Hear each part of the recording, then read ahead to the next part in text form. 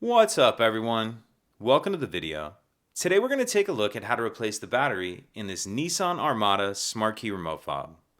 This Nissan Armada key fob is going to use replacement battery CR2025, and I'll put a link in the description box of this video to where you can find these replacement batteries if you're in need. The other thing I'm going to be using to change this key fob battery is a flathead screwdriver. So the first thing I'm going to do is grab my key fob, and I'm going to remove the emergency key that's in the bottom of it. That's done by pressing this release on the back that my thumb's on, and the emergency key will pull out like that. Now I'm going to grab my screwdriver, and if we take a look at the bottom of the key fob, we see there's this notch right here that the end of the screwdriver's on, and you'll want to choose a size screwdriver that the blade fits in that notch, because I'm going to stick the screwdriver in the notch like that, and then I'm going to twist it a little bit. And as I do that, you can see it starts to open the case.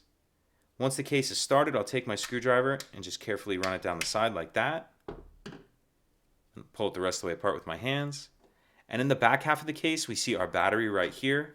And I'll use my screwdriver just to help get under the edge of it and pop it out of that holder. Now I'm going to grab the new replacement battery, and you want to make sure that you're installing your new battery with the plus side down. And I'm going to start this edge in first that's near this metal battery clip. So I'll kind of tuck that edge in first like that, and then snap it down into place. And then we can snap the two halves back together.